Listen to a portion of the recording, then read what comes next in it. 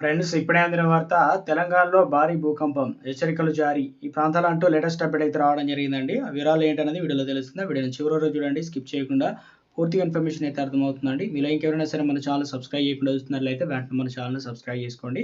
అదేవిధంగా చూస్తున్నారు కానీ లైక్ చేయడం మర్చిపోతున్నారు, వెంటనే లైక్ చేయండి. నోటిఫికేషన్ వచ్చిందండి, అది చూసి క్లారిటీగా తెలుసుకుందాం.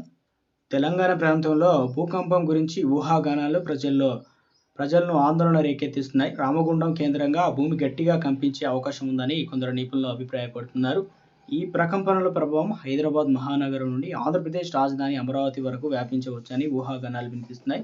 ఇంతకీ ఈ భూమి లోపలి అలజడి కారణం ఏంటని శాస్త్రవేత్తలు ఏమంటున్నారంటే, ఇక ఇదైతే తెలంగాణలో భూకంపం వచ్చే ఛాన్స్ ఉందని ఎర్త్క్వేక్ రీసెర్చ్ అండ్ అనాలిసిస్ అనేటువంటి ఓ సంస్థ చేసిన ప్రకటన ఇప్పుడు హాట్ టాపిక్గా మారింది.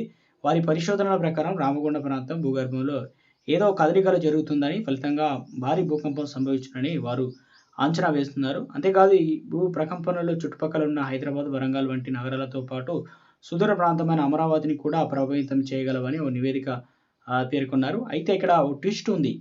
ఈ ఎర్త్క్వేక్ రీసెర్చ్ సెంటర్ అనాలిసిస్ సంస్థ సూచనలు మాత్రం ప్రభుత్వ వర్గాలు కానీ, పేరు మోసిన శాస్త్రీయ సంస్థలు కానీ ఇంతవరకు ధృవీకరించలేదు. భూకంపాలను ఖచ్చితంగా ముందుగా ఊహించడం అనేది ఇప్పటికే సైన్స్‌కు అందని ద్రాక్ష అని అధికారులు తేల్చి చెప్తున్నారు. ఇలాంటి ఊహాగానాలు చాలాసార్లు నిజం కాకపోవచ్చు అని చెప్పేసి అంటున్నారు. భూమి పొరల నిర్మాణం ప్రకారం తెలంగాణ, ఆంధ్రప్రదేశ్ రాష్ట్రాల్లో పెసిఫిక్ జోన్ 2వ, 3వ ప్రాంతాల్లో ఉన్నాయి.